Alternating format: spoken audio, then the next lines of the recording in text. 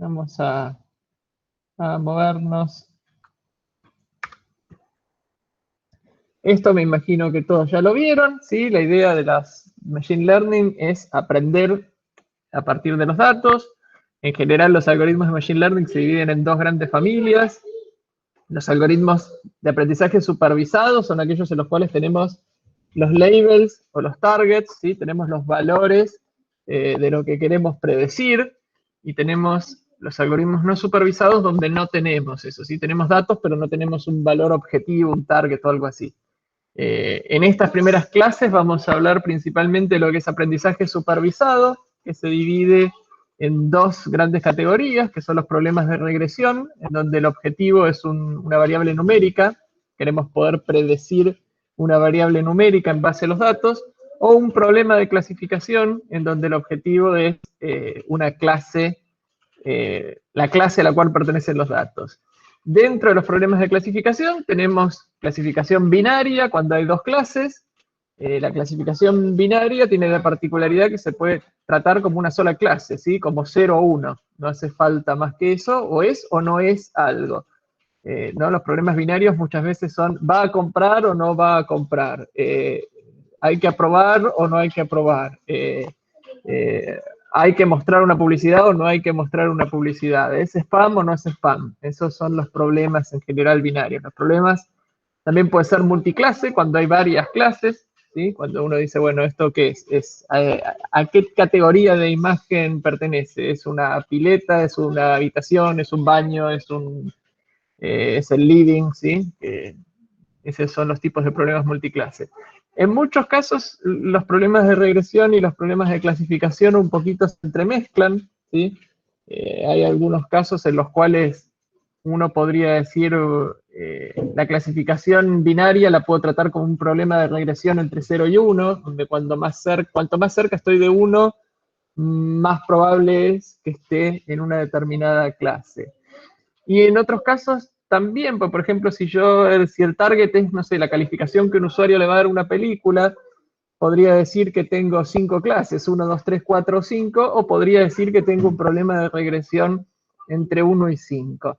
La clave en general para saber si tenemos un problema de regresión o de clasificación es pensar si los resultados intermedios tienen sentido. Por ejemplo, si queremos clasificar si algo es un perrito o un gatito, no hay regresión ahí, pues no hay algo intermedio entre perrito y gatito, ¿sí? Tenemos dos clases. Pero si queremos predecir si una persona va a comprar o no, lo podríamos plantear de las dos formas. ¿Va a comprar o no va a comprar? O un intermedio de cuál es la probabilidad de que compre. Y con el caso de las calificaciones también, ¿no? Por ahí una calificación de 1.3 tiene sentido. Entonces, ese problema que podría verse como de clasificación, aparentemente es un problema de regresión. Hay mucho de esto y muchas veces se puede encarar el mismo problema con de las dos formas, tanto como un problema de regresión como de clasificación.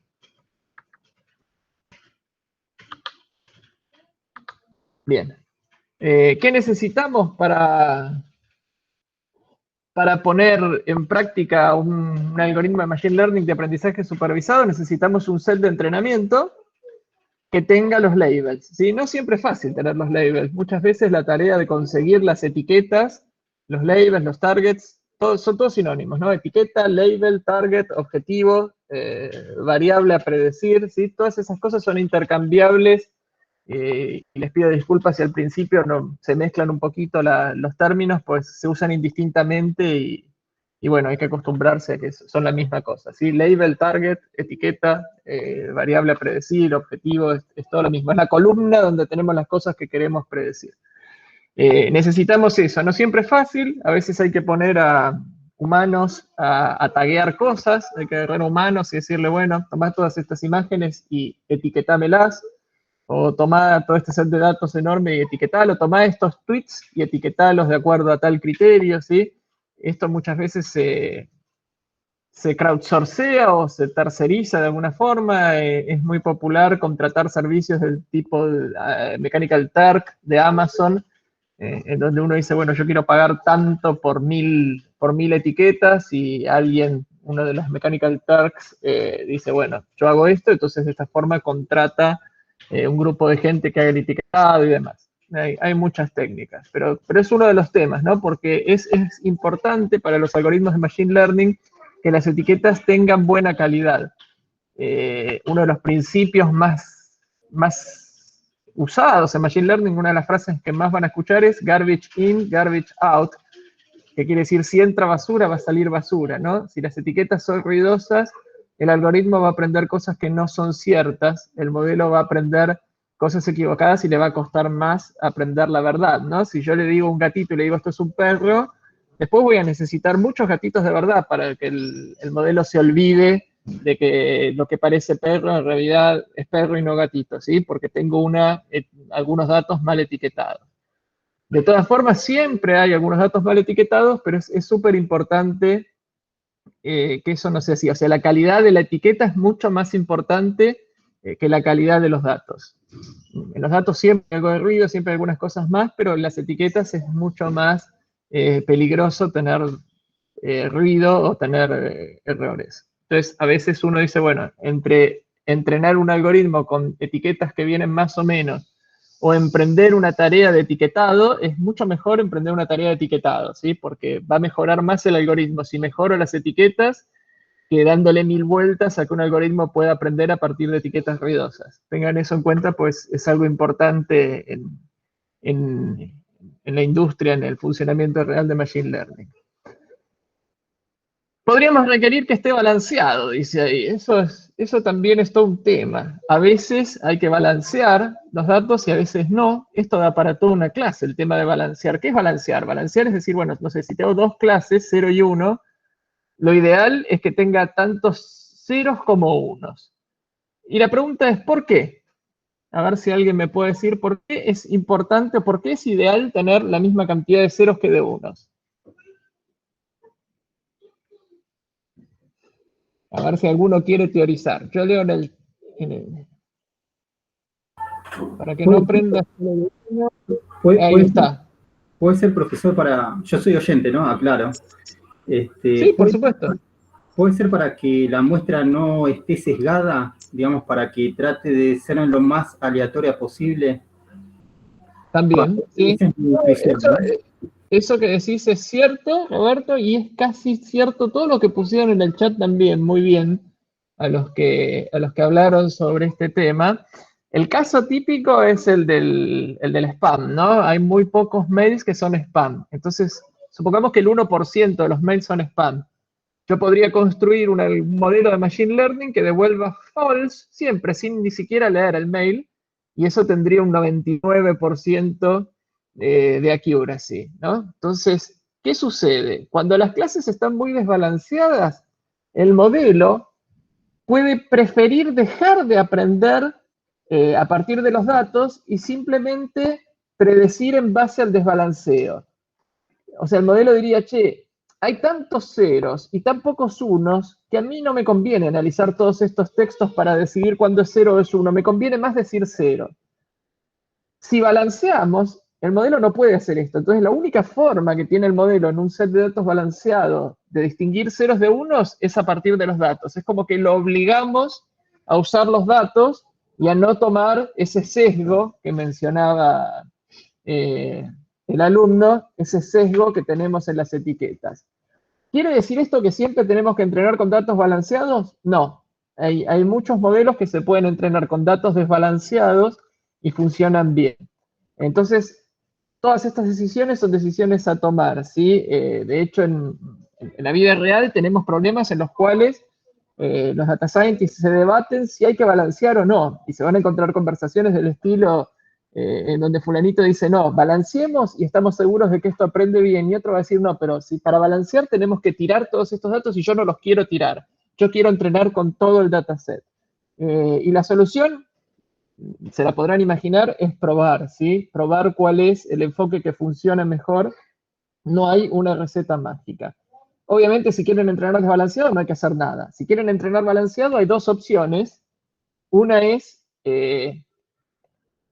reducir los casos de la clase mayoritaria, ¿no? Si yo tengo, no sé, 1.000.000 de filas, pero solamente 1000 son unos, yo digo, bueno, me quedo con los 1000 unos y del millón que tenía, elijo 1000 ceros. Entonces uno dice, estás tirando un montón de datos. Bueno, pero esa es una forma de balancear. Ese es un balanceo por subsampling, ¿sí? Subsampleo la clase mayoritaria. Es una de las opciones. ¿Esto cuándo funciona? Y uno funciona cuando uno tiene tantos datos que uno dice, bueno, tengo billones y billones de registros, de los cuales solo 1.000.000 son unos. Entonces me puedo dar el lujo de subsamplear los billones y billones de datos que tengo porque me quedo con 1.000.000 de ceros. Y con un dataset de 1.000.000 de unos y 1.000.000 de ceros, casi cualquier modelo puede aprender bastante bien. Entonces, cuando tengo mucha data, a veces incluso es útil y es conveniente hacer un subsampleo. El subsampleo, a veces uno dice es al azar, pero después vamos a ver más adelante que también tiene sus detallecitos, sus pequeñas vueltitas de tuerca, ¿no? Porque uno podría decir, bueno, yo quiero subsamplear, pero me quiero quedar con un subsample que sea lo más representativo al total de datos. Entonces uno podría, por ejemplo, hacer, si quiero subsamplear 10.000 cosas, podría hacer un K-means con 10.000 centroides y quedarme los 10.000 centroides o 10.000, o de cada clúster quedarme un elemento, y entonces tengo cosas lo más distintas posibles, ¿no? Pero eso ya es un refinamiento de cómo subsamplear. La otra opción es hacer un upsampling, ¿sí?, de la clase minoritaria. Esto es algo que a veces funciona muy bien y a veces es una tragedia. Hay que tener cuidado, porque cuando upsampleamos la clase minoritaria, estamos inventando datos que no existen. Entonces, uno puede decir, bueno, agarro una foto de un gatito, la roto un poquito y tengo otra foto de un gatito. Eso es cierto. Y esa es una de las áreas en las cuales hacer este upsampling, esta augmentación de los datos tiene sentido, ¿sí?, en imágenes. En otros casos no tiene sentido, ¿no? Si mis datos son personas, yo no puedo inventar personas, no puedo alegremente inventar gente y decir, tengo pocas personas que compran, entonces me invento compradores. Eso no tiene ningún sentido y no lo podemos hacer. Entonces, en algunos casos podemos hacer upsampling, en otros no. Y con el downsampling siempre podemos hacer downsampling, pero a veces queremos y a veces no. Depende de muchos casos. ¿Qué más necesitamos? Después necesitamos, además del set de entrenamiento, en el set de entrenamiento es el que vamos a usar para que el modelo aprenda. Necesitamos otro set, que es el set de test. El set de test tiene que tener varias características importantes. El primer punto es que también necesito que tenga los labels, pues si no tiene los labels no puedo probar nada, ¿sí? Y la segunda característica importante del set de test es que la distribución tiene que ser productiva, ¿sí? Si yo hice la manipulación que yo haga sobre el set de entrenamiento, no la tengo que hacer en el set de test. No tengo que ni hacer downsampling, ni upsampling, ni tengo que sacar nulls, ni hacer nada de lo que yo hago en el set de entrenamiento, lo tengo que hacer en el de test. El de test tiene que ser un sample de lo que el modelo va a ver en producción, de lo que el modelo va a ver en la vida real, las cosas que al modelo le van a llegar, porque esa es la prueba que tiene que tener el set de test, ¿sí? Si yo quiero tener una métrica para ver cómo le está yendo a mi modelo, la métrica tiene que reflejar lo que va a pasar en la realidad. Entonces, la distribución del set de test siempre tiene que ser productiva, no hay que hacerle las cosas que le hacemos al set de entrenamiento. ¿Cómo cómo conseguimos un set de test, un set de entrenamiento? Depende del problema. En muchos casos, por ejemplo, no sé si estamos aprendiendo a etiquetar oraciones o algo así, podemos hacerlo al azar. Pero si nuestros datos tienen fechas y tienen un orden cronológico, es muy importante que el set de test y el set de entrenamiento estén divididos a partir de una cierta fecha. No podemos hacer ahí una separación al azar entre set de train y set de test, porque podría suceder que el modelo entrene con datos que son posteriores a algo que está en el set de test. Eso en Machine Learning se llama time traveling, es viajar en el tiempo y es algo que definitivamente no está bien, ¿sí?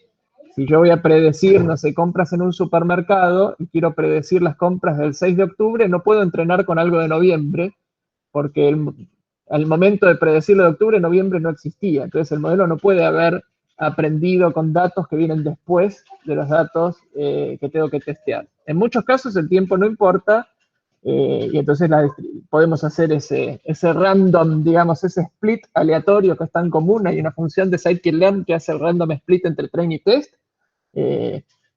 obviamente esa función anda bárbaro siempre y cuando no tengamos este tema del orden cronológico, no tengamos un problema de time traveling. Y lo otro que necesitamos es una métrica para evaluar. La métrica puede ser accuracy, puede ser precision, puede ser recall, puede ser el score F1, puede ser el área bajo la curva ROC, puede ser el área bajo la curva de precision recall, puede ser cross entropy. Hay una cantidad de métricas enormes y hay que elegir alguna. ¿Cómo elegimos? Es difícil, pero en general lo que hay que elegir es la métrica que mejor correlaciona con lo que sea que yo quiero lograr con el modelo. El modelo siempre tiene algún objetivo de negocio más allá de la métrica. Nadie le va a decir, necesito esto para tener tal área bajo la curva, ¿no? Porque eso no se vende, no hace nada, ¿no? Entonces uno dice, necesito esto para, no sé, para ganar más plata, para tener menos fraude, para vender más, para mostrar más avisos, para que la gente compre más un juego, para lo que sea que yo quiero como objetivo. Tengo que ver cuál es la métrica que mejor se correlaciona con eso. Y esa es la métrica que hay que elegir para el modelo. También es otro tema difícil. Bueno, esto ya lo vieron también en los videos, seguramente tanto en el track de introducción como en el de teoría. Hay dos tipos de errores. Hay un error del modelo al entrenar, ¿sí? Yo entreno con el set de entrenamiento el modelo, el resultado de eso es un conjunto de parámetros, ¿sí? Las cosas que el modelo aprende a partir de los datos, y si yo con ese mismo set que entrené trato de predecir, voy a tener lo que se llama el error de entrenamiento, ¿sí? Que es, ¿qué pasa si el modelo tiene que predecir las mismas cosas a partir de las cuales aprendió? El error de test, en cambio, es ¿qué pasa cuando al modelo le muestro datos que nunca vio? El set de test nunca se toca para nada, no se puede usar para entrenar, no se puede usar para buscar hiperparámetros, no se puede usar para nada, salvo para probar al final el modelo, ¿sí? Y ese es el error de test. Obviamente el error de test es el más importante, pero lo que también nos va a interesar es si hay diferencias entre el error de entrenamiento y el error de test, ¿sí? Ahí lo vamos a ver qué pasa con eso. Bien. ¿Vamos bien hasta acá? Estamos haciendo un repaso de cosas que están en los videos. Esto, de nuevo, no es una clase, ¿sí? Es un repaso de cosas que ya vieron, por si alguna cosa no había quedado claro, además, o si les había quedado claro, volver a escucharlo, está bueno, porque les confirma que lo entendieron bien en el video, ¿no? Si ustedes me escuchan a mí y dicen, sí, esto es lo del video, quiere decir que lo entendieron bien en los videos. Bueno, ¿qué quiere decir entrenar? Entrenar es resolver un problema de optimización, ¿sí? En donde nuestro modelo tiene una cantidad de parámetros, ¿sí? Parámetros son cosas que el modelo tiene que descubrir. Por ejemplo, una buena forma de ver esto siempre es decir, bueno, nuestros datos pueden ser una cantidad de puntos y nuestro modelo es un polinomio de grado n, ¿no? Entonces, ¿cuáles son los parámetros ahí? Los parámetros ahí son los coeficientes del polinomio, ¿sí? Yo tengo que buscar cuáles son los coeficientes del polinomio para que ajuste lo mejor posible a esos puntos. Eso es lo que se llama parámetro, ¿sí? Parámetro en Machine Learning es lo que aprende el modelo. En una red neuronal los parámetros son los coeficientes de la red neuronal. En un polinomio son los coeficientes del polinomio. En una regresión lineal es la pendiente y el término independiente, ¿sí? Esos son los parámetros. Entonces, lo que el modelo, lo que va a buscar en la fase de entrenamiento es cuáles son los parámetros que mejor ajustan a los datos que le mostramos al modelo, ¿sí? Y es la técnica de optimización, depende del modelo. La más popular es la del descenso de gradiente, y hay muchos métodos más, ¿sí? Es un tema, cuáles son las distintas formas de optimizar un modelo de Machine Learning. Lo importante de acá es qué quiere decir entrenar, que eso es resolver un problema de optimización, y el resultado es un conjunto de parámetros. Bien, entonces, un modelo ya entrenado queda representado por sus parámetros, por ejemplo, el caso de los polinomios. Y ahora vienen los llamados hiperparámetros, por eso hice mucho hincapié en el concepto de parámetro. Parámetro es lo que el modelo aprende. Hiperparámetro es todo aquello que el modelo no puede aprender por sí mismo, que yo se lo tengo que dar desde afuera, ¿sí?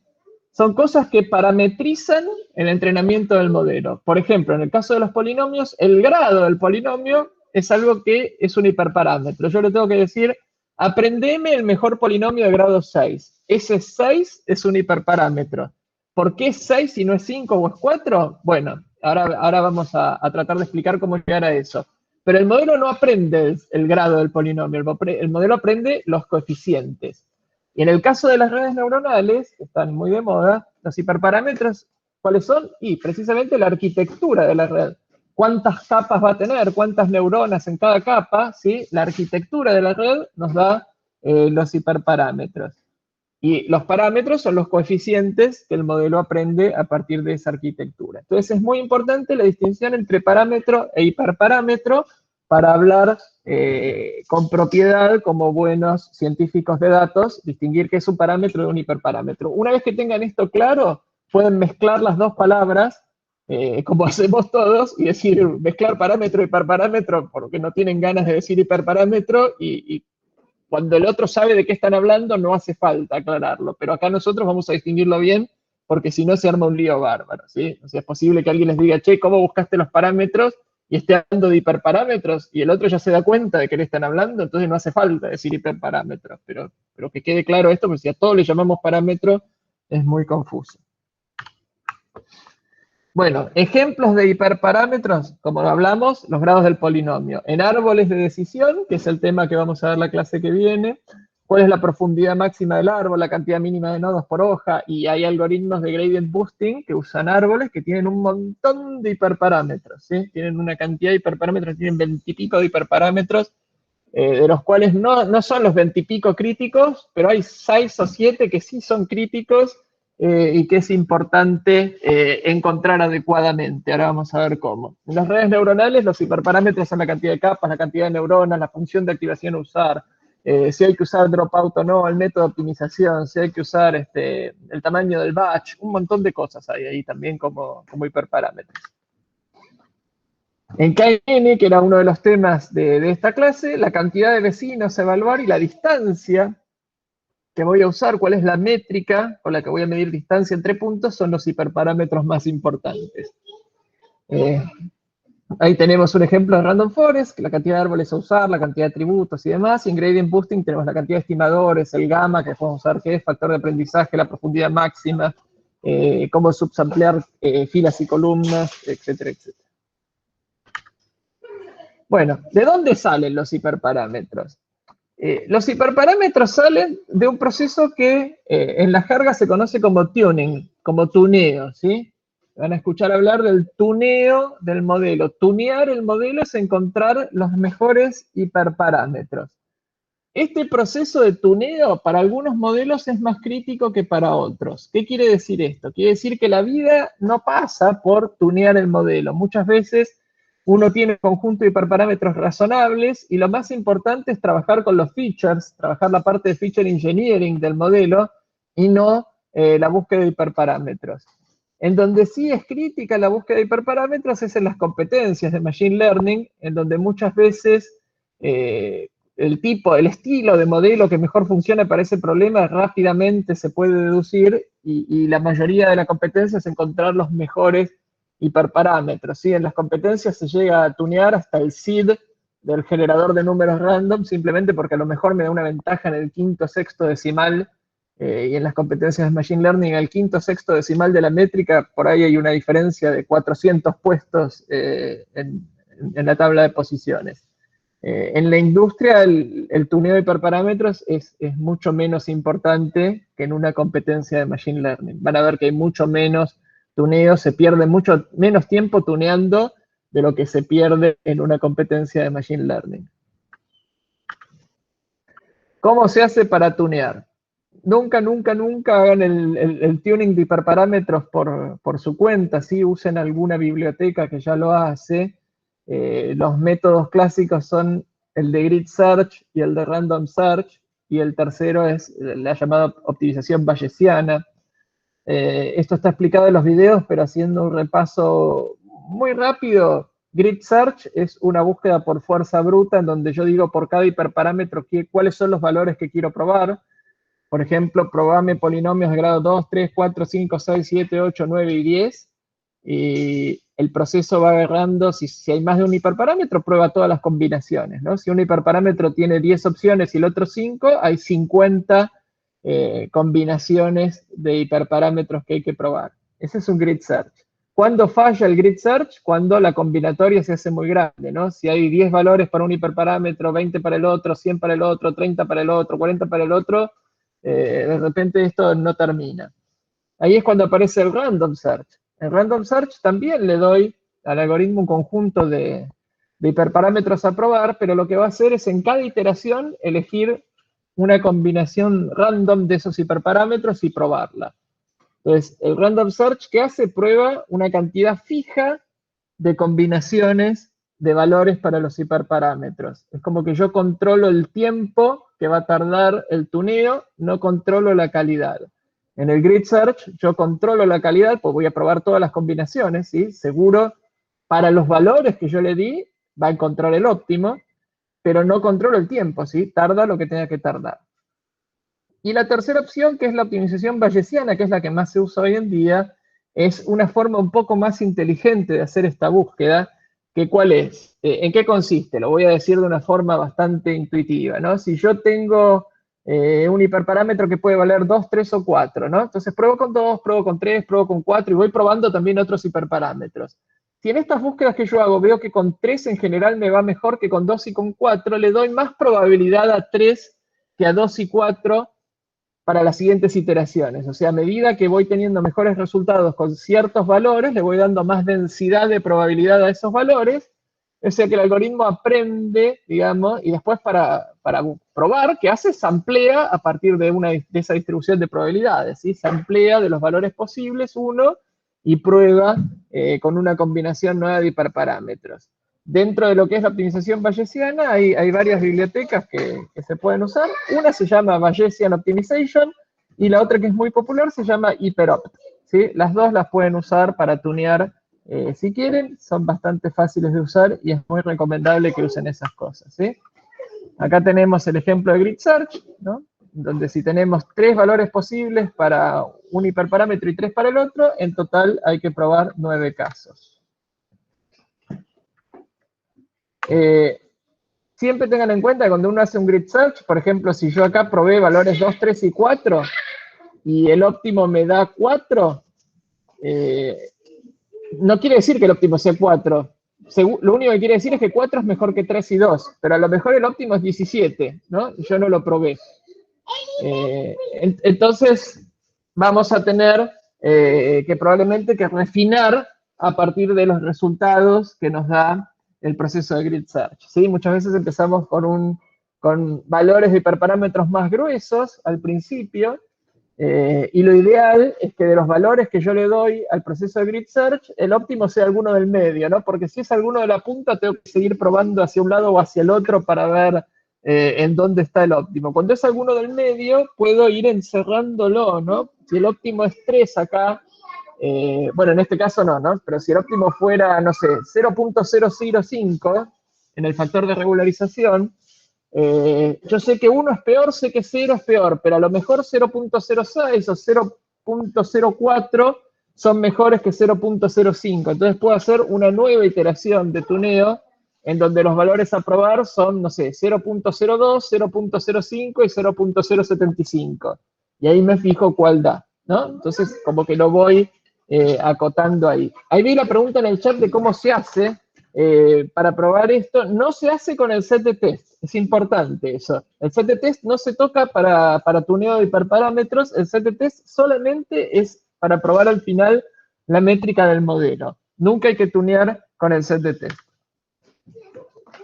Ahora vamos a qué es lo que se hace. Bueno, esto es grid search, random search, es lo que vimos, ¿sí? Probamos combinaciones al azar de los valores de los hiperparámetros. Y en la búsqueda bayesiana hacemos una búsqueda que es un poco más inteligente y por eso esto es lo que más se usa hoy en día. ¿Sí? Bien. Acá viene la pregunta que hicieron. ¿Cómo se hace para probar hiperparámetros? O sea, si yo tengo que probar entre 2, 3 y 4 para un hiperparámetro, ¿qué hago, no? Bueno, pongo 2, entreno, ¿y ahora qué hago, no? ¿Cómo me fijo? Hay que comparar alguna métrica entre para el hiperparámetro con valor 2, con valor 3 y con valor 4. No lo puedo hacer ni con el set de entrenamiento porque es lo que usé para entrenar, ni lo puedo usar tampoco con el set de test, porque el set de test no lo puedo tocar. ¿Qué necesito? Necesito otro set de datos más, ¿sí? Que en general se llama set de validación. Entonces, el dataset grandote que tenemos al principio en general se parte en 3 partes. Un set de entrenamiento, un set de validación y un set de test. ¿Cuál es el proceso? Cuando estoy tuneando hiperparámetros, uso el set de entrenamiento para entrenar y el set de validación para ver qué valores tiene mi métrica para cada una de las combinaciones de hiperparámetros que encuentro. De esa forma, encuentro cuál es el valor óptimo para los hiperparámetros. Una vez que los hiperparámetros están fijos, una vez que los hiperparámetros no se van a mover, vuelvo a entrenar con todo, con el set de train y el de validación juntos. Entreno con todo para no perder datos y después evalúo qué pasa con el set de test. Entonces, necesito preguntarle si quedó claro qué es set de entrenamiento, qué es set de validación, qué es set de test y cuándo se usa cada uno. ¿Vamos Luis, bien? ¿te hago una consulta? Sí. Para ver si me quedó claro, ¿el set de validación es un subset del set de entrenamiento o es un tercer subset totalmente separado? Ahora vamos a eso. Ahora vamos a eso. Tiene una particularidad eso. Ahora lo vamos a ver. Dale, muchas gracias. Sí. Exactamente, Franco. Test para evaluar, training para entrenar y validación para probar hiperparámetros. ¿Podría pasar que el set de validación te dé un hiperparámetro mejor, pero después con el set de test te dé mal y si elegías otro? Sí, podría pasar, pero digamos, todo el proceso está orientado a que eso no pase, digamos, no hay garantías de que no pase, pero la idea es que eso no suceda, Kevin. La idea sería que si hicimos bien el proceso debería ser así, y además, como dije antes, tampoco es tan súper crítico en general algunos hiperparámetros para algunos de los algoritmos que vamos a ver. Lo importante es tener... yo creo, esta es una opinión personal, a veces es más importante saber qué valores de hiperparámetros son razonables para el modelo más que encontrar los óptimos, ¿no? Por ejemplo, no sé, si alguien está usando un XGBoost y pone gamma igual 23.000, cualquiera que use XGBoost va a decir, che, ese gamma está mal, ¿no? No puede ser 23.000. Nunca vi un 23.000 ahí, ¿no? Bueno, mis valores a veces son 0, a veces 001, a veces vi 1, ¿no? Tipo, ese 23.000 sacalo y va a andar mejor. Tener ese conocimiento es mejor que andar probando valores para gamma por ahí, ¿no? Entonces, la gente que usa muchas veces un modelo, en general, la búsqueda de el tuneo lo hace, pero se le mueve mucho menos la métrica porque ya sabe más o menos qué hiperparámetros usar, entonces tunear ya no es tan importante como en otros casos. Bueno. Acá está el tema que me preguntaban sobre el set de validación, ¿sí? Y acá viene el dilema que tenemos, ¿no? El dilema que tenemos es, si yo divido el set de entrenamiento en dos, ¿sí? Uno de entrenamiento y uno de validación, si el set de validación es siempre el mismo, los hiperparámetros van a ser óptimos para el set de validación. No es eso lo que queremos. Yo quiero hiperparámetros que sean óptimos en general, ¿sí? Y entonces lo que se usa es este proceso que se llama cross-validation, que de nuevo, nunca tienen que programarlo, jamás tienen que programar cross-validation, sino que ya lo hacen las bibliotecas que se encargan de tunear hiperparámetros. ¿En qué consiste el proceso de cross-validation? Consiste en dividir el set de entrenamiento en k-particiones, en folds del mismo tamaño, ¿sí? Por ejemplo, en 10 folds, si tenía 1.000.000 de registros para entrenar, serán 100.000 registros en cada fold. Y lo que voy a hacer es, tantas veces voy a repetir el proceso de tuneo como folds tengo, ¿sí? Voy a entrenar con 9 folds y voy a validar con 1, después voy a entrenar con otros 9 y voy a probar con otros, ¿sí? Voy a usar los 10 folds iterativamente, uno después del otro, como set de validación, ¿sí? Voy a ir alternando cuál es mi set de validación para estar seguro que la búsqueda de hiperparámetros no está orientada únicamente a un conjunto fijo de datos, sino que sirve en general. Y después, obviamente, promedia todo. ¿Cuál es el tamaño de K? En general, casi siempre es 10, ¿sí? Es algo muy curioso en Machine Learning, pero casi siempre los faults son 10. O sea, si alguien en alguna entrevista le pregunta cuántos faults, dígale 10, por supuesto, como persona que tiene mucha experiencia en Machine Learning. Y obviamente con tono jocoso, porque es obvio que no necesariamente 10 es el óptimo, podría ser 20, 5, ¿no? Quién sabe, pero en general se usa 10. Entonces, a veces es una pregunta para ver si la persona tiene experiencia en esto, si está embebida en el tema o no, ¿no? Tipo, ¿cuántos faults, no? Bueno, ahora ya saben la respuesta, digan 10, ¿no? Y ríanse, ¿no? Esa es la idea, como en estadística, ¿no? Cuando me pregunta, ¿y cuántas muestras necesito? 30, obviamente, ¿no? Que es el número, la diferencia entre la T-Student y el otro que nunca me acuerdo, ¿no? Pero obviamente también, es un chiste. Bien, ahí tienen más o menos cómo es el proceso, ¿no? Fíjense cómo divido en, ¿son 10 ahí? 1, 2, 3, 4, 5, 6, 7, sí, son 10, muy bien. Divido en 10 faults y voy usando cada uno de los faults para calcular la métrica. O sea, entreno con todos los que no son azules. Ese ruido terrible que se escuchó no es nada grave, no pasó nada, no se asusten. Entreno con los 9 blancos y pruebo la métrica con el azul, eso lo hago 10 veces y después hago el promedio de la métrica y ese es el valor que tengo para ese conjunto de hiperparámetros. Ahora, sugiero otro conjunto de hiperparámetros y vuelvo a hacer todo esto. Ustedes estarán pensando, ¿qué? ¿Esto no tarda mucho? Sí, esto tarda mucho. En general el proceso de tuneo es muy doloroso, por eso les dije que está bueno tratar de minimizarlo. En algunos casos esto puede llegar a tardar una semana. Ahora, ¿uno quiere invertir una semana en tunear hiperparámetros? En general no, salvo que uno esté en una competencia en Kaggle, que no sé, y le esté yendo bien, ¿no? Y uno diga, bueno, voy a dedicar una semana a esto a ver si gano, ahí tiene sentido. En la industria, si ustedes le dicen a alguien, voy a estar una semana buscando hiperparámetros, nadie les va a aceptar eso, ¿sí? O sea, ¿qué diferencia? La pregunta que yo les haría es, bueno, pero con los hiperparámetros que tenés ahora, ¿cuánto da la métrica? Y me da 0,93. ¿Y a cuánto pensás que podés llegar? Y a lo mejor llego a 0,93,3, ¿no? Bueno, no hagas, no tunees más, ¿no? Basta. Ya estamos conformes con ese valor. Entonces, bueno, es un proceso costoso que hay que saber cuándo invertir tiempo en tunear, ¿sí? Además es un proceso insoportable, consume muchos recursos, ¿sí? A las máquinas les sale humo y esas cosas. Bien, este es el proceso entonces de cross-validation. Si ese 003 vale millones, vale la pena. Sí, por supuesto. Por eso te decía, hay que ser inteligentes en saber si hay que invertir o no el tiempo en hacer cross-validation. Si vale eso, entonces adelante. Podés hacer el proceso de tuning una semana, 2 semanas, podés estar un mes tuneando, podés comprar hardware para tunear todo lo que quieras. Si vos lo que necesitas es poner un modelo en producción y tenés un resultado ya decente y el tuneo te lo va a mejorar muy poquito, y yo diría que estás perdiendo tiempo más que ganándolo. Entonces ahí hay que ver si conviene o no hacer eso. Bueno. Vamos a hablar ahora quería ir un poco rápido hasta acá para llegar, a ver qué dice, cómo se puede estimar lo que se puede llegar a mejorar con los hiperparámetros. Bueno, haces alguna búsqueda y te fijas cuánto se mueve, ¿no? La métrica, te fijas, ¿no?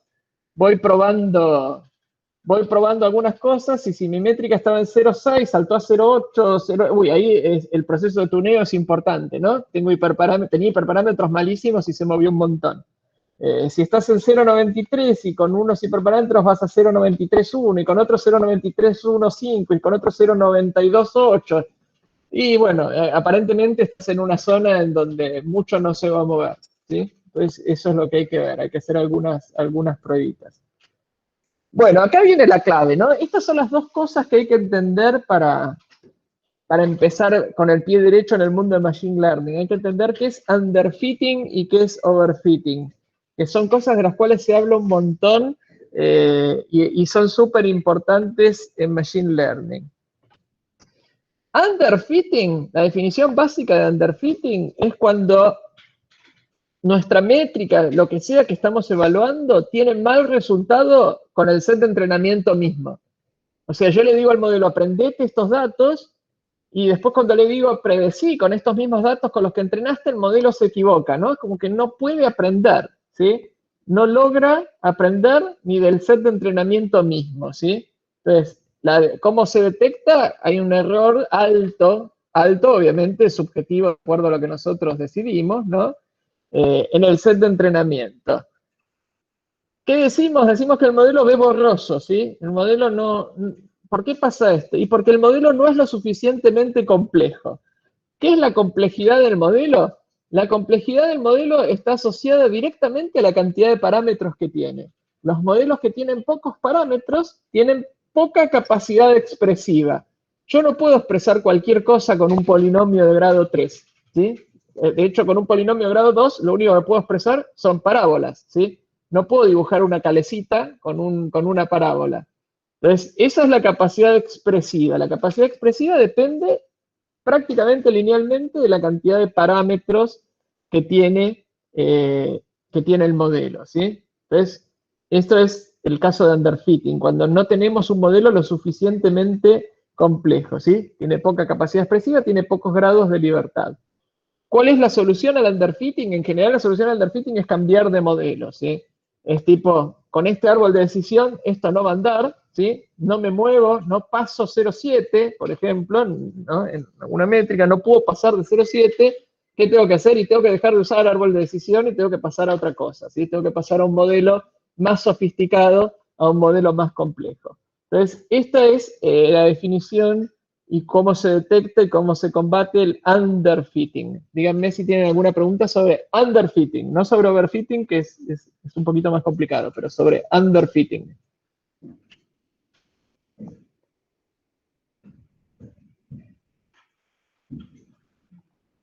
Sí, bueno, si los datos no tienen correlación con la salida, estamos en el horno, pero sí, podría pasar eso, sí. Sí. Podría, ahora vamos a hablar de eso, pero ahí más que un problema de underfitting, lo que tenemos es un problema difícil. El modelo, exactamente. El modelo es demasiado reducido para el problema, sí. Exactamente, sí.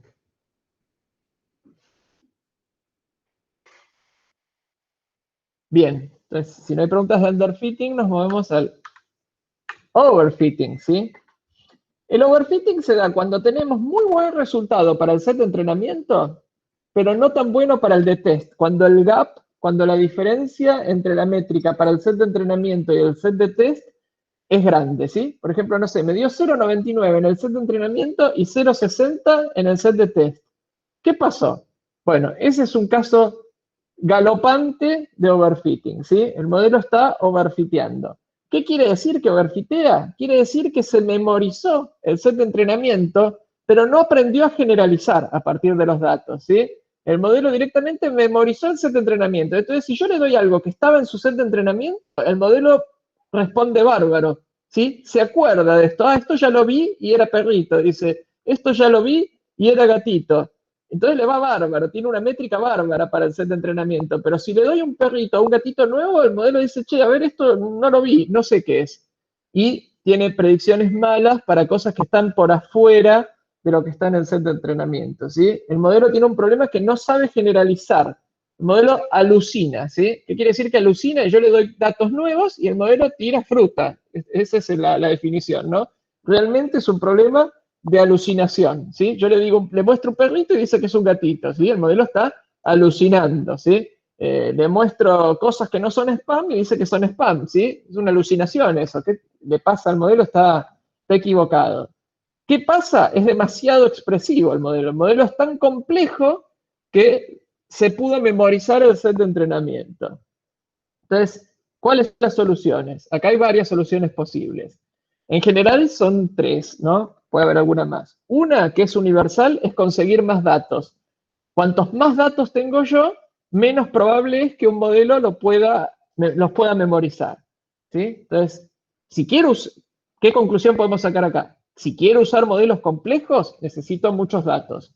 Y en la parte teórica van a ver que los videos les muestran que por suerte esa relación no es exactamente lineal, sino que es incluso logarítmica, o sea que yo puedo generalizar a partir de cierta cantidad de datos, pero necesito realmente que el modelo vea más. Siempre es bueno tener más datos, ¿sí? No hay no hay un motivo para no tener más datos, ¿sí? Por eso es lo que hablábamos al principio de subsamplear, ¿no? Uno dice, uy, vas a subsamplear, vas a descartar datos que tenías. Eso es un gran crimen en Machine Learning. Pero si yo tenía tantos datos que me puedo dar ese lujo, por ahí tiene sentido hacerlo. Otra solución, obviamente, es disminuir la complejidad del modelo. Si el modelo tiene algún hiperparámetro que me permita reducirle su complejidad, digo, bueno, no, un polinomio de grado 106 overfitea, voy a probar un polinomio de un grado más chico. Le limito los grados de libertad del modelo vía un hiperparámetro. O puedo usar un mecanismo que tienen algunos modelos que se llama regularización.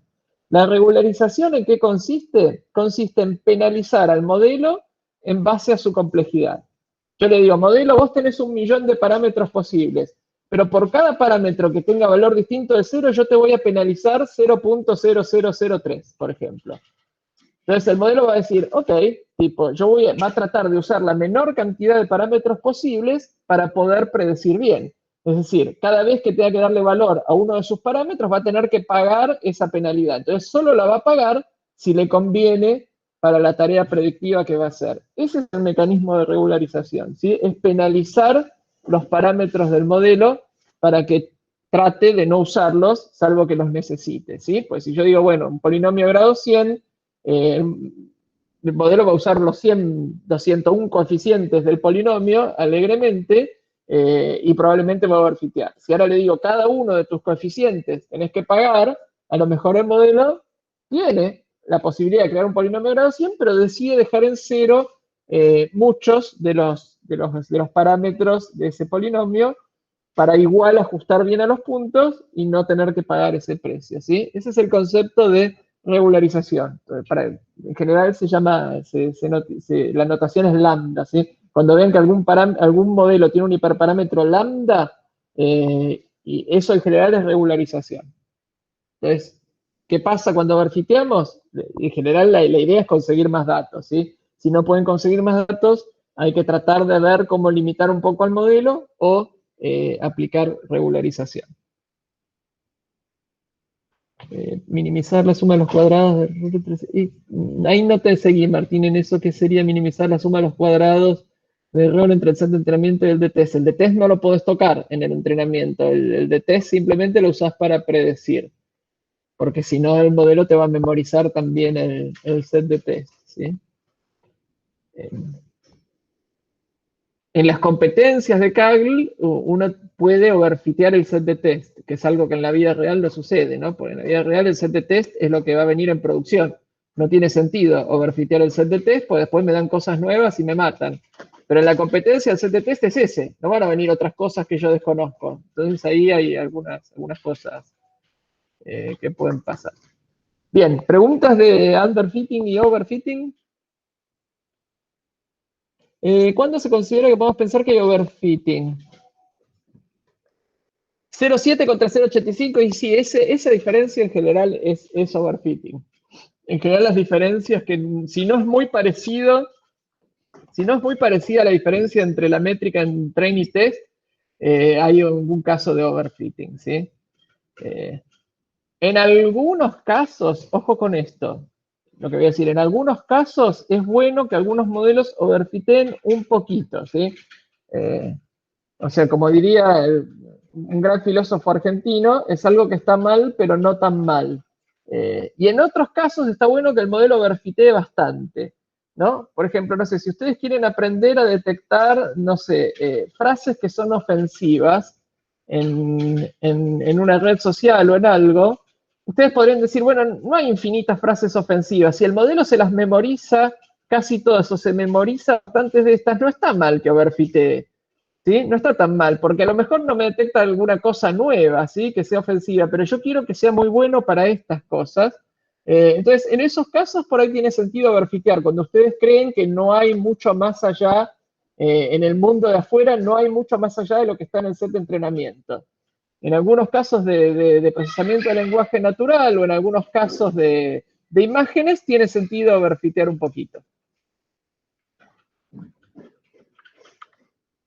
Bien, acá tenemos el ejemplo clásico, en donde tenemos una cantidad de puntos y el modelo es un polinomio, El de la izquierda es un polinomio de grado 1, es una recta, y fíjense que el problema es un problema de underfitting. ¿Por qué? Y porque para el mismo set con el cual entrenó el modelo, no ajusta bien, ¿sí? La distancia que hay entre los puntos y lo que predecería, la predicción que haría el modelo, la predicción es el valor de i, y el valor que entra es el de x, ¿no? Si yo le entro un valor de x, lo que sale en y muchas veces está lejos del valor real. Entonces, este es un caso de underfitting. Y el de la derecha es el polinomio de grado, no sé, de 10 o lo que sea, ajusta perfecto el set de entrenamiento, pero fíjense que por ahí no tiene sentido, porque mis datos tenían ese aspecto así medio parabólico, y para los que estén más a la izquierda del punto de la X más chica que vio el modelo, va a dar cualquier cosa, ¿no? Tendría que ir para arriba y el modelo va a ir para abajo, ¿sí? Alucina que los datos, el valor de ahí va a ser cada vez más chico ahí, cuando en realidad es cada vez más grande. El del medio sería el caso en el cual no tenemos ni underfitting ni overfitting, que es lo que tendríamos que buscar, ¿sí? A ver, Martín dice, entreno hasta una determinada época y calculo los errores tesis 3 y busco... Sí, eso es más o menos lo que se hace, Martín, es tratar de minimizar la diferencia entre el error de train y el de test. ¿Sí? Y acá esto lo teníamos en un problema de regresión. Fíjense que lo mismo pasa en un problema de clasificación, ¿no? Si yo tengo que distinguir puntitos azules de rojos, también puedo tener exactamente el mismo tema de overfitting y underfitting. Ahí tiene el de la derecha, como el de la derecha alucina que ese punto azul que está metido ahí en una zona roja, todo lo que esté cerca de ese punto azul va a ser rojo, y eso es una alucinación, ¿sí? No tiene nada que ver con la distribución verdadera de los datos. Estos conceptos de underfitting y overfitting están asociados a lo que llamamos el bias o el sesgo, ¿sí? y la varianza. ¿Sí? El bias es el error que tenemos en el set de entrenamiento. ¿Sí? Un bias alto es un caso de underfitting. Y la varianza depende de los grados de libertad que tiene el modelo, y en general está asociado al error que tenemos en el set de test o en el set de validación. ¿Sí? Si tenemos poco bias y poca varianza, estamos bien, ¿sí? Si tenemos un bias alto y poca varianza, estamos underfiteando, ¿sí? Y si tenemos poco bias, pero mucha varianza, estamos overfiteando. Y si tenemos las dos cosas, estamos en el horno, ¿no? Como dice ahí, ¿no? Si tenemos mal resultado en el set de entrenamiento y encima la diferencia con el de set es peor todavía, bueno, ahí está todo mal, ¿sí? Que es este diagrama que tenemos acá. Bueno, este es uno de los diagramas más populares en las introducciones a Machine Learning.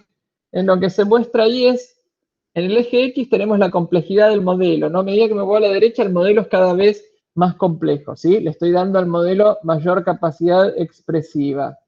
Y en el eje Y tenemos el error. Entonces, fíjense que el error de entrenamiento siempre va a ir disminuyendo a medida que yo aumento la complejidad del modelo. No puede aumentar, porque a modelo cada vez más complejo, lo único que le digo es tenés más capacidad de memorizar, todavía te doy más capacidad de memorizar. Entonces, ese error de entrenamiento siempre va a disminuir. Si yo hago modelos cada vez más complejos, el error de entrenamiento va a disminuir. Pero la varianza, ¿sí? El error de test va a empezar a subir a medida que el modelo se hace más complejo, tiene mayores grados de libertad. Entonces, el error total en test, fíjense, es esa como esa 1, va a ir bajando hasta una cierta complejidad y a partir de ahí empieza a subir, ¿sí? Ahí es cuando empieza a distanciarse el error de entrenamiento del error de test.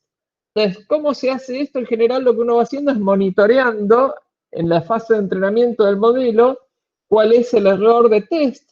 Y en el momento en que, esto es muy común en redes neuronales, ¿no? En el momento en que el error de test deja de disminuir, ahí hay que cortarlo al modelo. Eso es lo que se suele llamar un early stopping, ¿sí? Cuando uno se da cuenta que el modelo ya no puede mejorar en el set de test, no importa que en el set de entrenamiento pueda seguir aprendiendo, lo corto. Y ese es el concepto de early stop, ¿sí? Cortar al modelo cuando me doy cuenta que estoy empezando a overfitear. De nuevo, en algunos casos es bueno dejar que el modelo overfitee un poco, en otros es bueno que dejarlo que overfitee mucho, en otros hay que dejarlo que overfitee un poco y después volver un poquito atrás, hay muchas técnicas.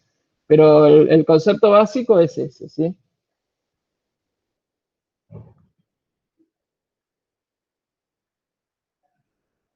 Lo de alucinar es simplemente ponerle un término médico al concepto de overfitting, ¿sí? Es como que les voy a dar un ejemplo que fue conocido. Se entrenó un modelo con textos de diarios para predecir si la noticia tenía un sentimiento positivo o negativo, ¿no? Entonces había un montón de noticias ya tagueadas y decía esta noticia es positiva, esta es negativa y demás. Y luego la idea era que el modelo pudiera predecir en base a un texto de una noticia si era positiva o negativa. Lo que nadie se dio cuenta es que el conjunto de noticias con el cual se había entrenado el modelo estaba acotado, estaba limitado. Entonces había muchos artículos sobre la Segunda Guerra Mundial y el modelo aprendió que Alemania era malo. Entonces cada vez que veía la palabra Alemania decía que el sentimiento era negativo. Eso es una alucinación, ¿sí? O sea, vos le escribías algo sobre Alemania bueno y el modelo decía esto es negativo, ¿sí? ¿Por qué? Porque había overfiteado a las noticias con las cuales había entrenado, en las cuales todas las noticias que tenían la palabra Alemania en general eran malas, eran sobre la guerra, entonces el modelo alucinaba eso, ¿sí? ¿Cómo se enmienda eso? Y bueno, hay que darle data en la cual pueda aprender que hay casos positivos con la palabra Alemania, ¿sí? Más datos, más datos. Hay que darle mayor variedad de datos. Para evitar el overfitting hay que darle mayor variedad a los datos. Hay que mostrarle al modelo cosas que no vio, ¿sí? Hay que mostrarle al modelo cosas que no vio, ¿sí?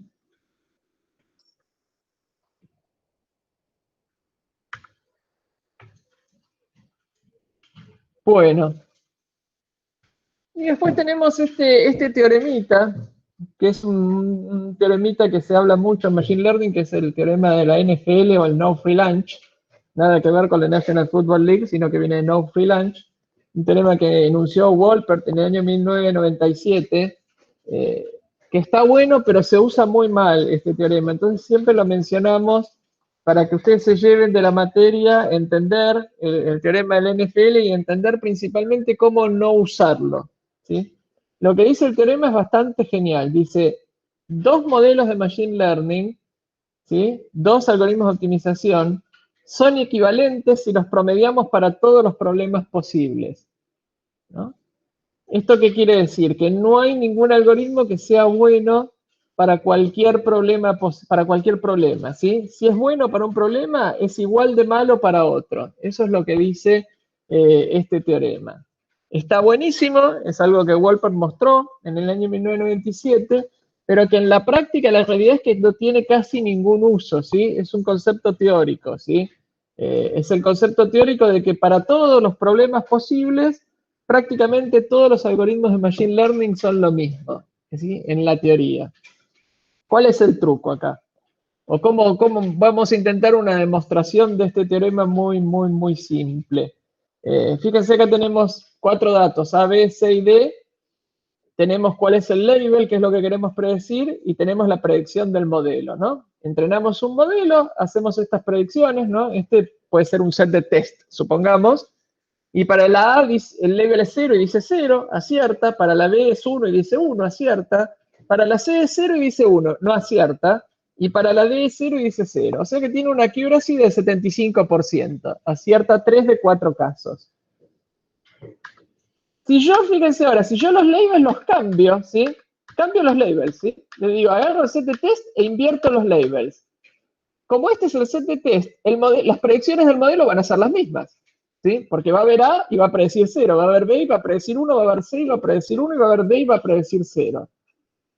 Lo que estoy mostrando es que para cualquier modelo que yo entrene, ¿sí? Hay un problema en el cual el modelo funciona igual de mal que como antes andaba bien, ¿sí? Y esta es una forma fácil de construir artificialmente ese problema. Así como en este andaba bien, en este anda mal. De nuevo, estoy cambiando los labels del set de test. Precisamente, estoy cambiando el problema, ¿sí? Le estoy diciendo, es como que le digo, bueno, entrename para distinguir perritos de gatitos. Y después le digo, bueno, ahora quiero que cuando sea gatito me digas perrito y al revés, ¿sí? Al modelo. El modelo va a fallar ahí. ¿Cuál es el truco? ¿Cuáles son las conclusiones equivocadas? Y las conclusiones equivocadas acá pasan por decir, bueno, entonces, de acuerdo al teorema de la NFL, yo no puedo garantizar que algún tipo de modelo o algún tipo de algoritmo sea el mejor para nuestros problemas de machine learning. Eso es cierto y no cierto. Sería cierto si nuestros problemas de machine learning pudieran ser cualquier problema, pero nosotros no podemos trabajar con cualquier problema. La mayoría de los problemas de machine learning no tienen ningún sentido, ¿sí? Si consideramos todos los problemas posibles. ¿Por qué? Porque serían random, ¿sí? Y los datos random no tienen ningún sentido. Nosotros no trabajamos con datos random, ¿sí? Entonces, como los datos no son random, nosotros estamos trabajando en un pequeño subespacio de todos los problemas posibles de machine learning. Y dentro de ese pequeño subespacio de problemas de machine learning, podría haber un algoritmo que siempre sea el mejor. Entonces, ese es el truco que hay que tener cuidado con el teorema de la NFL. El truco es que los datos no son aleatorios. Y el teorema dice para todos los problemas, ¿no? Para todos, incluyendo todos los problemas que no tienen ningún sentido, como este que mostré yo acá, en el cual entreno con una cosa y después le doy vuelta a los labels y le pido al modelo que acierte y le invertí los labels que había visto en entrenamiento, ¿sí? Entonces, sepan qué es el teorema de la NFL y fundamentalmente cuál es el uso que no hay que darle, ¿sí? Alguien le diga, no, esto por el teorema de la NFL casi siempre está mal. Casi toda referencia al teorema de la NFL en la práctica es equivocada por este tema. Bueno, este fue el repaso, ¿sí? Que nos llevó una horita más o menos. Ahora vamos a dedicarle un tiempo a atender preguntas que puedan tener sobre los videos que vieron o sobre lo que hablamos la clase de hoy. Luis. Sí. Yo me quedó una consulta acá con este último tema que habíamos hablado y que tampoco lo entendí muy bien en los videos, lo de no free lunch, este teorema. No me quedó claro, o sea, esto de las conclusiones equivocadas y a qué es lo que queremos llegar con este teorema. O sea, lo que queremos llegar con este teorema es que nunca, o sea, todos los problemas de machine learning trabajan sobre un espacio en donde no vas a tener datos random, en donde tipo todos los datos sobre los problemas tienen algún tipo de lógica o de sentido. Exactamente, sí. Imagínate en imágenes, si vos haces clasificadores de imágenes, nunca vas a tener imágenes random, ¿no? De hecho, si generás imágenes al azar, todas las imágenes que vas a generar no van a tener ningún sentido. Es imposible, con un generador de imágenes random, llegar a una imagen que sea de algo que vos puedas reconocer. Es el mismo tema que los monos y máquinas de escribir. Si vos te pones a escribir textos al azar, nunca vas a escribir un párrafo que tenga sentido. ¿Por qué? Porque todos, prácticamente, los textos al azar son random, ¿sí? Hay muy poquitos que tienen sentido. Es casi imposible, es estadísticamente imposible que vos al azar des con uno. ¿Sí? El de los monos dice lo contrario. No dice lo contrario, es exactamente eso. Pone un generador de imágenes al azar o pone un generador de textos al azar. En tiempo infinito pueden crear cualquier obra, sí, pero el tiempo nunca es infinito. Ese es el truco, ¿sí? Nosotros lo usamos al revés, el de los monos. Lo usamos exactamente al revés, ¿no? Bueno, como el tiempo no es infinito, por más monos que tengamos o por más tiempo que tengamos, nunca vamos a generar un texto ni siquiera que tenga sentido. En teoría podrían generar cualquier texto, pero en la realidad no van a generar nunca jamás ni siquiera uno, ni siquiera un texto que tenga sentido. Está bueno hacer la prueba. Este es un concepto, a los seres humanos nos cuesta mucho entender los números muy grandes, ¿sí? Y las dimensiones que puede tener un set de datos, las dimensiones que puede tener un problema, la cantidad de cosas que puede representar una imagen de una cantidad de píxeles o un texto de una cantidad de caracteres, es mucho mayor a lo que una persona puede tratar de entender. Yo siempre lo hago analogía. Imagínense, no sé, una imagen de 100 por 100 píxeles, blanco y negro. Solo pueden ser 0 y 1 los píxeles, ¿no? Ni siquiera tengo tonos de grises ni nada. Entonces, generando al azar yo podría generar todas las imágenes de 100% posibles, todas, ¿no? No se me escapa ninguna. ¿Cuántas imágenes hay de esas? Y hay 2 a la 100 menos 1 imágenes. ¿Qué tan grande es ese número? Es tan grande que no lo podemos entender. ¿Por qué? Porque si yo pongo un programa a generar imágenes al azar, blanco y negro de 100%, jamás voy a llegar a nada que pueda reconocer. Jamás. ¿Sí? Van a pasar años y años y va a seguir mostrando ruido. Y sin embargo, en ese conjunto de todas las imágenes de 100%, están todas las imágenes posibles. Están las fotos de ustedes, está mi foto, ¿sí? Están, no sé, están las fotos de los hijos que ustedes van a tener, ¿sí? Si van a tener hijos, ¿no? Están ahí, increíblemente. Están las fotos de las civilizaciones extraterrestres, si es que existen, de cómo son los aliens y de todos sus hijos y en todas sus edades. Así de grande es ese espacio de imágenes de 100%, y por eso es que no tiene sentido tratar de entenderlo, ¿sí? Si yo pongo a generar algo así, siempre voy a generar ruido, jamás voy a generar algo que tenga sentido. Del mismo modo, todos los problemas de Machine Learning es un espacio tan grande que nosotros nos movemos en un subespacio casi ínfimo dentro de todo el espacio de problemas posibles. Entonces, ese es el cuidado que hay que tener, ¿sí? El teorema del NFL dice para todos los problemas de Machine Learning, no dice para todos los problemas de Machine Learning que tienen sentido. Entonces, cuando decimos para todos los problemas de Machine Learning, ya estamos descartando la realidad, porque nosotros no trabajamos con problemas al azar, trabajamos únicamente con problemas que tienen algún sentido, ¿sí? Nadie les va a dar alguna vez un set de datos random y les va a decir, bueno, quiero predecir esto, ¿no? No tiene ningún sentido hacer eso.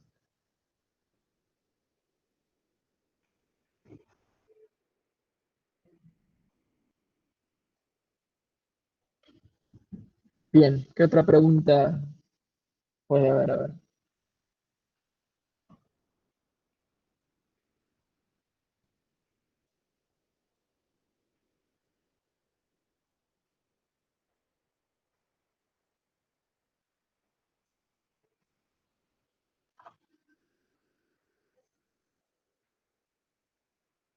Bueno, esto es, entonces un poquito les cuento cómo sigue el tema. En la clase que viene vamos a ver los modelos basados en árboles, y no solo los árboles de decisión y demás, sino todos los modelos que derivan de árboles. Creo, ¿no? En la clase que viene tenemos gradient boosting. Sí. Sí. Sí. Los modelos basados en árboles son importantes no por los árboles de decisión en sí mismos, que como modelos son bastante tristes y en general no se usan mucho, pero tienen algunas aplicaciones que ahora les voy a comentar, sino porque... Perdón, dije mal, voy a corregir lo que dije y después al editar el video van a ver que queda distinto. Hagan silencio. Sí. Otra vez. La clase que viene es sobre modelos de redes, ¿sí? Sobre redes neuronales. La tercera es sobre árboles. Esto que dije lo voy a decir de nuevo, así lo pegamos al principio de la clase. La clase que viene vamos a ver los modelos basados en redes neuronales. Ahí está. Ahí lo dije de nuevo. Entonces, vamos a ver desde los modelos lineales más simples, Logistic Regression, Perceptron, y redes neuronales, hasta llegar a lo que es Deep Learning, que está muy de moda hoy en día, que no es más que redes neuronales con esteroides, ¿sí? Entonces va a ser fácil para entenderlo. Sí, entonces para la clase que viene los videos son el de Introducción a Machine Learning, el de Teoría de Machine Learning y el de redes neuronales. Creo que tenemos un apunte de redes neuronales que creo que ya está agregado al apunte. No estoy seguro. KNN era para hoy, KNN ya pasó, ya saben KNN, es como en Matrix I Know Kung Fu, KNN ya lo saben. Sobre KNN voy a hacer dos comentarios, uno a favor y uno en contra. El comentario a favor es que es un modelo que en general tiene un resultado discreto, que suele ser bastante bueno. Es un papelón muy común hacer un modelo de Machine Learning y perder contra KNN, ¿no? Simplemente porque no se nos ocurrió probar. Entonces hay que tener cuidado con eso. Y el comentario en contra es que casi nunca se usa KNN porque tiene problemas terribles de performance. Tiene terribles problemas de performance. Es un método increíblemente lento para predecir. Para entrenar, de hecho, no hace nada, porque los datos son el entrenamiento mismo, o sea, los parámetros del algoritmo son los propios datos, entonces el tiempo de entrenamiento es nulo, pero el tiempo necesario para predecir implica comparar contra todos los puntos en el set de entrenamiento y es inviable prácticamente, entonces en la práctica casi nunca se usa KNN. Salvo en algún caso particular en donde son sets acotados. He visto algún KNN dando vueltas en producción, he visto algún KNN en Kaggle, pero es raro, es una cosa extraña, es un bicho raro, no es algo común. No, árboles no es KNN con esteroides, árboles es árboles. XGBoost y LightGBM y CatBoost son árboles con esteroides. Hoy en día la industria de Machine Learning está dividida prácticamente entre lo que es Deep Learning y lo que es XGBoost y LightGBM. Para todo lo que sea imágenes, texto, sonido, videos y demás, el estado del arte son los modelos basados en redes neuronales profundas, todos los modelos de Deep Learning, y para todos los datos que sean estructurados, datos tabulares, donde tenemos un montón de columnas con distintos tipos, distintas cosas, como en el TP y en muchos casos más, ahí en general el estado del arte pasa por XGBoost y por LightGBM o por CatBoost. Esos tres son los modelos de gradient boosting son los que dominan ese tipo de modelos y son los que ganan ese tipo de competencias y los de imágenes obviamente son redes convolucionales y cosas por el estilo. Eso es para tener un pantallazo. Esto no quiere decir que no haya otro modelo que por ahí le gane a estos, ¿no? Pero hoy en día la situación, el estado de la cebolla es ese, ¿sí? Es Deep Learning o Gradient Boosting, según el tipo de problema que uno tenga.